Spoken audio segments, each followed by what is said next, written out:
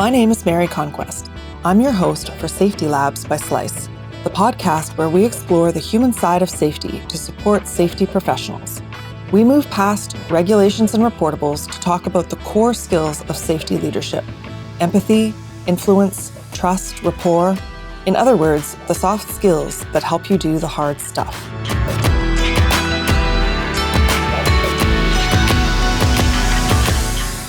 Today, I'm joined by Jerry Smith, all the way from Australia, to talk about what people skills are necessary to be an effective EHS manager. Jerry, I'm so glad you could join me. Thank you. I'd like to start by asking you to give the audience a bit of your background. Can you tell us about your safety management journey? Safety management has been pretty much in every single job I've ever had. I've always enjoyed it as we go on, but for me, I've taken on the roles from each position I've ever held and built upon what we've been doing. And I've learned through that what works, what doesn't work, to the point where I even started my own business on the side, working other places doing safety. From that point on, I started doing safety full time. And employed in several locations doing the safety management roles where I'm at now. Awesome. So you eat, sleep, and breathe safety. I'm afraid so. Even my wife is. Well, there are worse things to eat, breathe, and sleep. So at this stage in your career, what do you enjoy most about being a safety manager? The ability to influence and help others. I wanted to at first do something in nursing and things like that, but that's not the way my mind works, not the way I went. But this way, at least I can help others still, and at the same time, still make a living. Yeah, that's interesting that you mentioned nursing. It kind of puts safety in the same sort of service realm, right? It's a service job in a sense. Yes. We'll get into the nitty-gritty right away. What is one frustration you've experienced on the job that you think most safety managers can relate to? Apathy. A lot of people feel that safety is important. They'll tell you that it's important, but when it comes down to it, it's not that important. The dollar is more important. That becomes an issue. And not that the dollar isn't important. In my belief, they both have to work together. Production and safety is not something that you can do one without the other, in my opinion. Yes, they do offer that, where they try to do just the dollar and try not to include safety, or they do what they believe safety therein goes to another issue, whereas awareness, what they actually know, what they don't know about safety. So when I say apathy, it's more about people who do know about it. Then there's people who don't care, and then they come back and say, well, I really didn't really understand safety, to be honest. So there's the awareness side of things that you have to consider. It's all mixed together. It's not just one, but I'd say apathy is the worst one. Yeah, education can be changed, right? It's something that you can change, whereas apathy is likely a little bit harder to influence. Right. So I have a quote from you here, just from one of your comments that we saw, and it is, "Safety is not a necessary evil, nor is it just a support function." So you mentioned this, just to contextualize, when you were talking about what you wish senior management understood about safety management. Can you tell me a little bit more about that and what you meant there? Purely based on my experience, I've had supervisors or managers throughout my career that they feel safety is just a side function.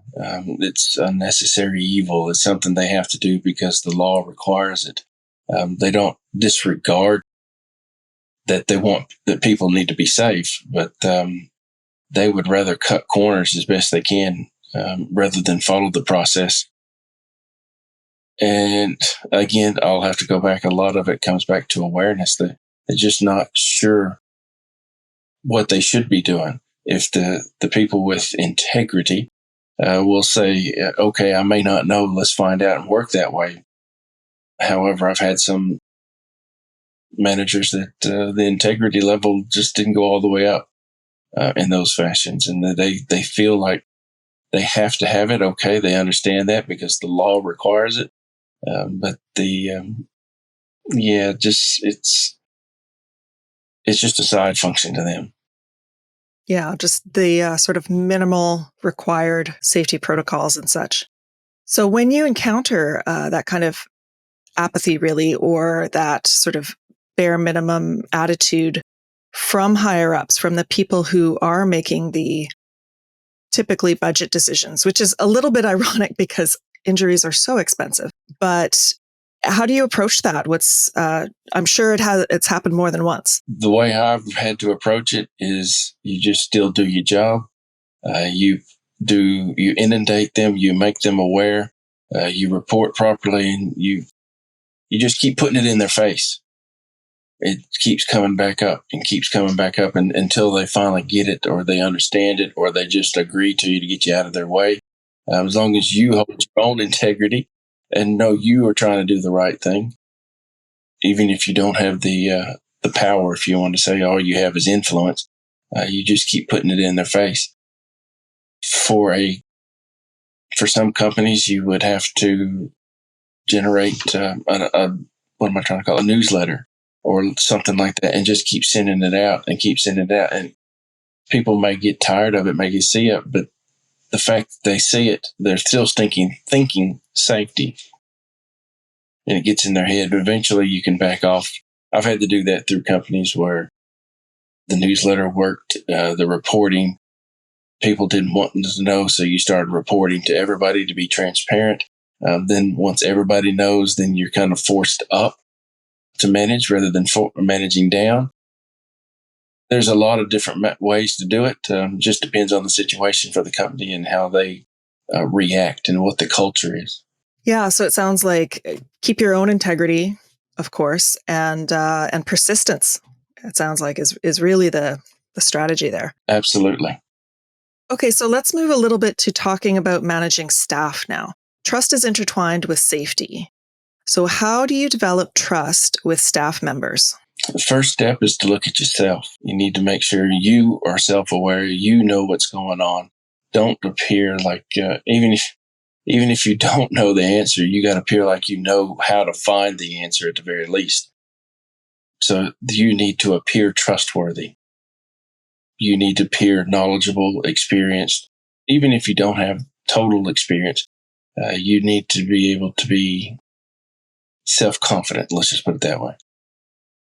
Once you're in that respect and you understand yourself and what you can do and how to better yourself, then you start allowing others in that you put trust forward to others. You extend that trust, make sure that they feel it. And so I'm not saying if they will let you down, but if they do, they understand that it was on them. You tried. You gave them the benefit of the doubt, the chance to be an ownership and to participate.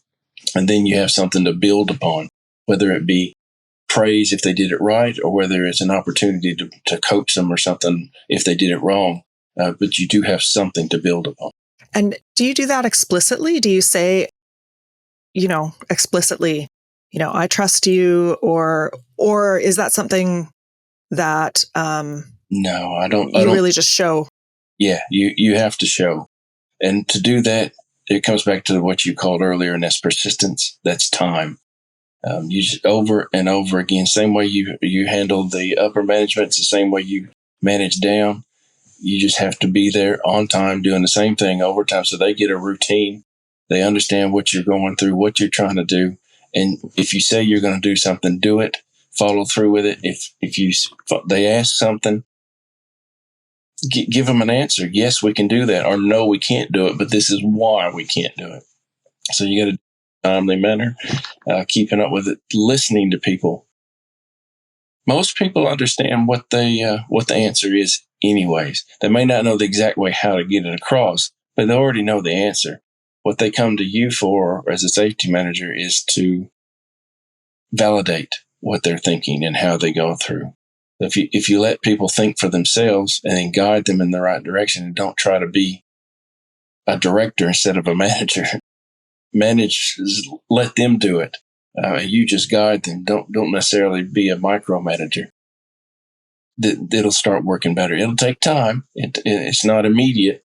A lot of people are looking for the short term resolution when the long term is always better. Yeah, that's interesting. It's really focusing on relationships, right? And relationships, whether it's in your personal life or work life, they always take time. And so that makes me wonder, how do you feel about safety consulting? Like, how does a consultant coming in from outside, are there pros to that? One of the cons might be a lack of time to build those relationships, or how do you see that fitting into the industry? That's you got to be professional up front. Consulting is one of my favorite things to do because it's always something different. There's always a new challenge, but that's a personal thing.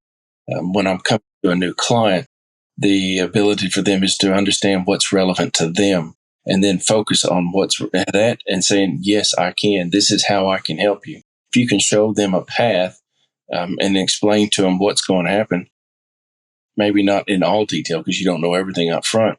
But for the most part, if they understand that you know what they're trying to resolve and you can help them in a timely manner, they pretty much will say yes. I haven't had any trouble. I've had one belligerent client.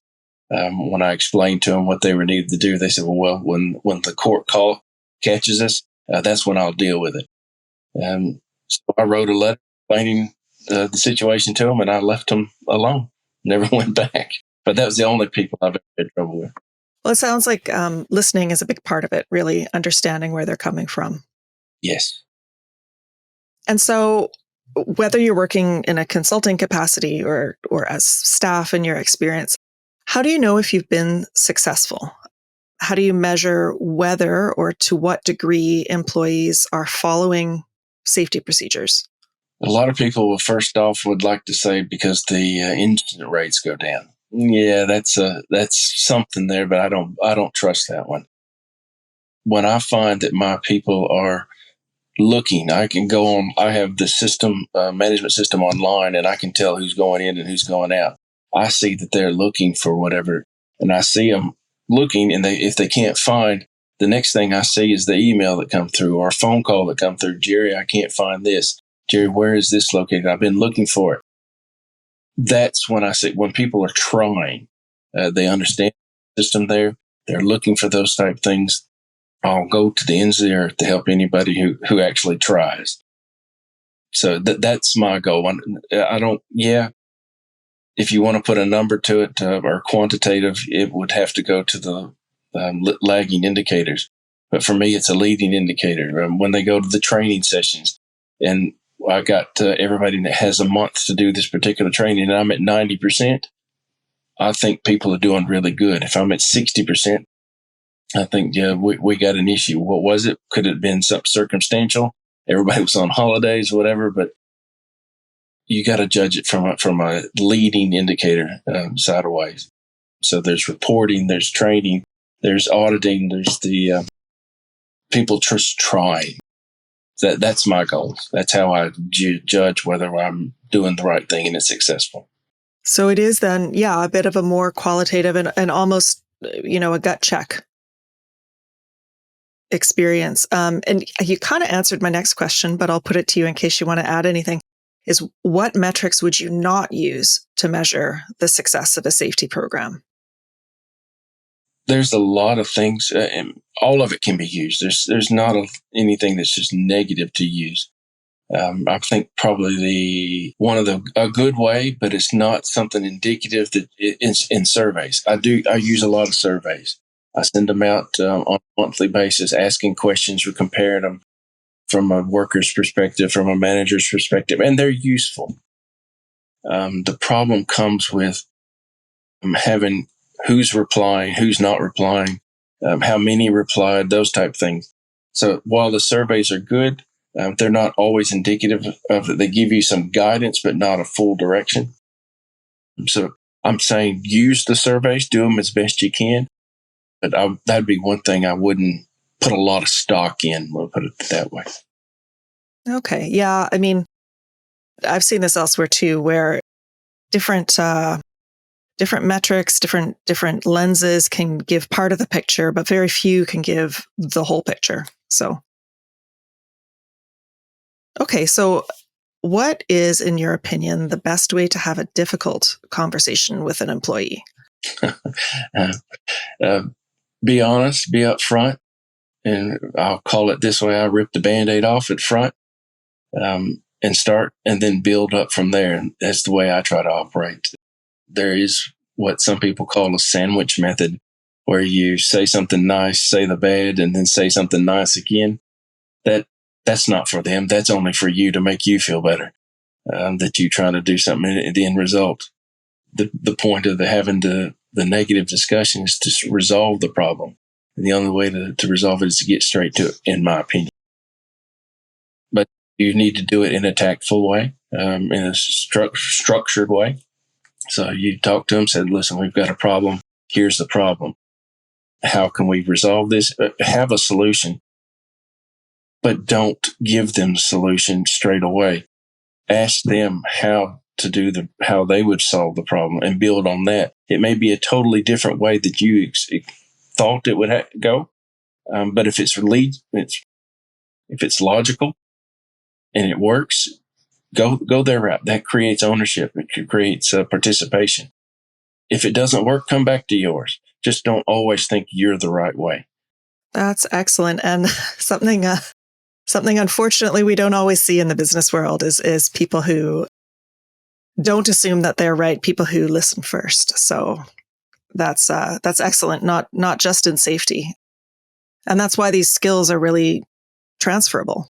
What aspects of being a safety manager do you think can really only be learned with on-the-job experience? Definitely dealing with people. The only way to deal with people is to get out there, make mistakes. You're going to make mistakes. Learn from them. That's the only issue. If you're not making mistakes, you're not trying. That's what I tell my HSE officers. They're out there. They're doing this, that, and you did a good job. But we didn't do what we needed to do. Yes, you did. You tried. Those people understand. They're thinking safety. They came back to you. They had something that showed you were wrong. That's fine. That shows they were thinking just as much as you were trying to lead. As long as you learn from it, I don't have an issue. Let's make a mistake. That's how we move forward. Yeah. And that comes with maturity and experience. So I have a few segments that I like to do, sort of the same question that I ask everyone. So the first one I'm going to call, it changes each time, but the University of Jerry. So if you were to develop your own safety management training curriculum, where would you start? And within that, what core human skills are the most important that you think to develop in tomorrow's safety managers? Funny enough, I have done this. Oh, well, there you go. Safety lead, of course, but it builds a lot. It starts with everybody, and it's the culture. So you got to let people understand what culture is. And how to get around it. The next step would be to understand risk management. Then after that, then we talk about roles and responsibilities. Actually, I have that backwards. It's culture, roles and responsibilities, then risk management. Then it's integration. And the final step is, I call it safety economics, understanding where you come through and what it costs and those type of things. Building the person, I would treat them like themselves, like I would treat myself. Sorry. Just make sure we can coach them, guide them. This is how you be self-aware. This is how you need to show self-respect. This is how you need to develop yourself. And use your examples of what you know, whether they're good or bad. Example, this is why. Explaining that to them. Demonstrate respect. What else could I teach someone in a course? From a personal, well, makes them understand what their own risk tolerance is. What is fairness? And it's not necessarily what we believe is fair. And that's difficult because we all have our own opinions. And I say difficult for me to stop and say, that's not exactly what what I believe it should be, but doesn't necessarily make it right or wrong. Try to keep emotion out of it. When I say keep emotion out of it, you have to be professional and be in a business. But from a safety manager's perspective, you have to be stable and you have to care about the people. So there is a bit of emotion that'll be in there, which means you may not have sympathy, but you have empathy. Just a matter of your perspective. Biggest thing I would say is listening first, and teach people how to listen. Teach people how to be mindful, which is difficult. It's always a struggle on your own self, and try to keep stable. And everybody likes to perceive that they're doing the right things. They're always perfect, but they're not. I'm not. Well, yeah, one thing I'm hearing you saying that I haven't really thought about before is self-knowledge, really, understanding your own risk tolerance, understanding what you do know, what you don't know, where you need to learn. That's an excellent point. Now this is a little bit more personal. So let's turn back time for a minute. If you could turn back time and speak to yourself at the beginning of your safety career, and you could give young Jerry one piece of advice, what would it be? Learn more. try be more patient. Probably show more respect. I knew what I knew, and I knew what I knew was correct, but that didn't necessarily mean the way I presented it was properly.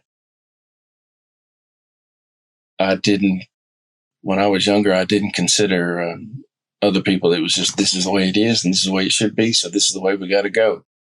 There are more ways to get from A to B than just Jerry's way. Just to be a little more respectful. That sounds like a pretty common piece of advice that I think most of us would give to ourselves. Just be patient. You don't know everything. Relationship is tough. If some people are naturals, I'm not. Okay, so let's get practical now. I like to call this tool time. This is where I ask our guests for their best, most practical tips or resources for safety managers looking to improve their work relationships and their core skills. So this could be a book, a website, a concept. What would you recommend? I recommend review. In a lot of what I do, I document pretty much everything. It's a legal requirement on some things. It's a due diligence requirement on those things. But I regularly go back and review what I've done and even what others have done and say, well, why didn't I do it that way? Why couldn't we? It's a continual self gap analysis. What could I have done better? So I would say review, going back and making sure you don't think you know everything. I'm 50 something years old and I'm still learning. The minute I stop learning, it's probably time to die. So I'm going to try to learn something the rest of my life. Sounds good. Yeah, an evaluation going over what some people call postmortem, which is a little bit macabre, but really just an evaluation. Yeah, an evaluation. Always go back and learn from yourself, learn from others. Yeah. Jerry, where can our listeners find you on the web? LinkedIn.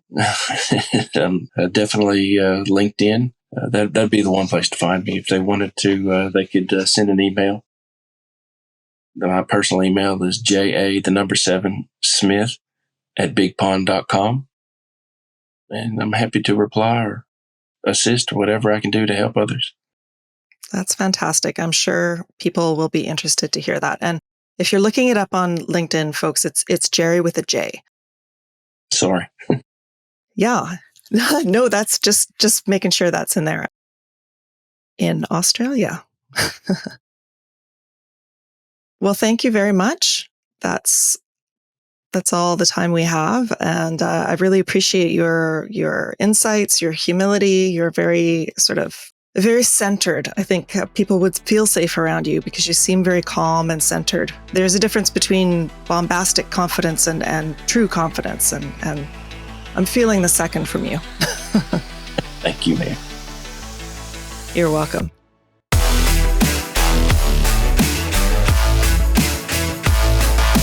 Safety Labs is created by Slice, the only safety knife on the market with a finger-friendly blade. Find us at sliceproducts.com. Until next time, stay safe.